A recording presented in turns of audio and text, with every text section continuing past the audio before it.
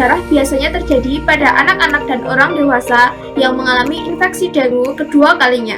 Jenis penyakit ini seringkali berakibat fatal, terutama pada anak-anak dan dewasa muda. Demam berdarah menurut WHO pada tahun 2015 adalah penyakit dengan gejala demam yang memengaruhi bayi, anak-anak, dan orang dewasa. Terdapat 3 jenis kondisi, yaitu demam denggi, demam berdarah denggi, dan denggi shock syndrome. Masing-masing biasanya memiliki gejala yang berbeda. Pertama, demam denggi. Gejala demam denggi klasik biasanya diawali dengan demam tinggi selama 4-7 hari setelah digigit nyamuk, dan disertai beberapa gejala, yaitu sakit kepala yang parah, nyeri pada bagian belakang mata, mual, ruam, serta nyeri pada otot dan sendi. Yang kedua, demam berdarah denggi.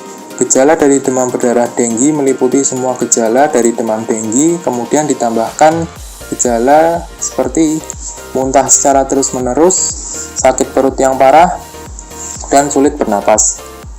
Yang ketiga, denggi shock syndrome. Gejala dari denggi shock syndrome adalah gejala yang paling parah. Gejalanya meliputi semua dari gejala demam denggi dan demam berdarah denggi.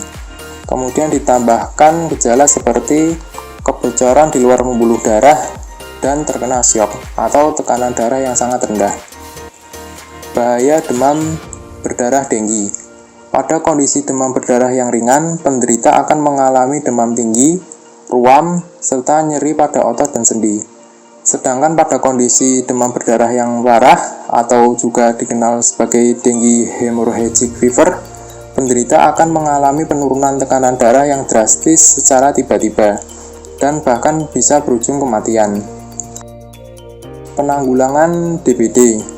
Untuk metode PSN sendiri atau pemberantasan sarang nyamuk adalah sebuah gerakan pemberantasan sarang nyamuk dengan melakukan 3M+. Dilansir dari laman resmi Kementerian Kesehatan Republik Indonesia, pertama, menguras bak penampungan air, kedua, menutup rapat-rapat tempat penampungan air, ketiga, memanfaatkan kembali barang-barang bekas, dan yang keempat, menghindari gigitan nyamuk, seperti memakai kelambu pada saat tidur dan menggunakan lotion anti nyamuk. Kemudian metode jumantik. Dilansir dari laman resmi Kementerian Kesehatan Republik Indonesia, jumantik merupakan singkatan dari juru pemantau jentik, yaitu anggota masyarakat yang secara sukarela memantau keberadaan jentik nyamuk, khususnya nyamuk Aedes aegypti di lingkungan, dengan melakukan pemberantasan sarang nyamuk secara rutin. Kemudian metode fogging atau pengasapan.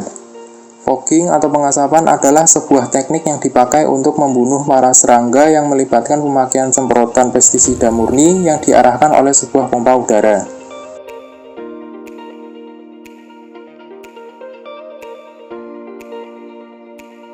Kesimpulan ini didapat bahwasannya penyakit DBD ini berbahaya loh teman-teman. Oleh karena itu, kita harus menghindari penyakit DBD ini dengan cara menjaga kebersihan di lingkungan kita. Jika kalian mendapatkan informasi yang bermanfaat dari sini, kalian bisa like, share, dan subscribe nih. See you!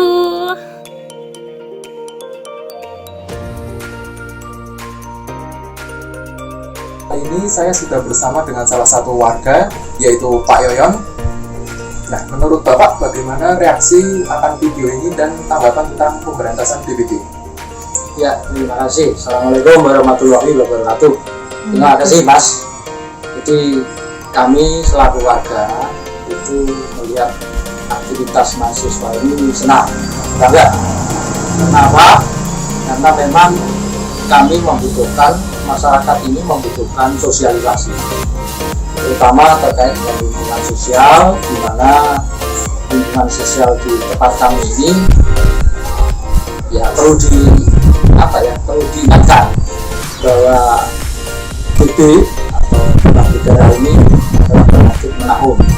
Jadi kalau tidak disosialisasi, itu nampaknya warga kurang antusias. Jadi terima kasih, video sudah dibuat, kami melihat videonya bagus, dan itu patut untuk kita apresiasi.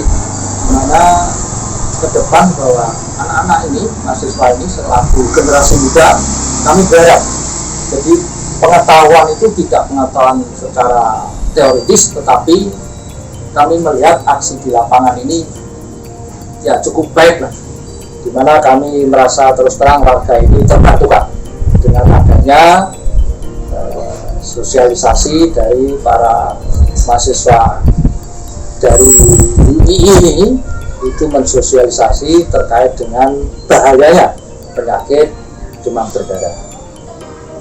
Saya kira begitu. Jadi sekali lagi kami mengucapkan terima kasih atas kehadiran saudara untuk bisa ketemu saya di sore ini, dan kami sekali lagi atas nama warga mengucapkan terima kasih. Baik, terima kasih Pak Yoyan atas waktu dan ketersediaannya. Ya.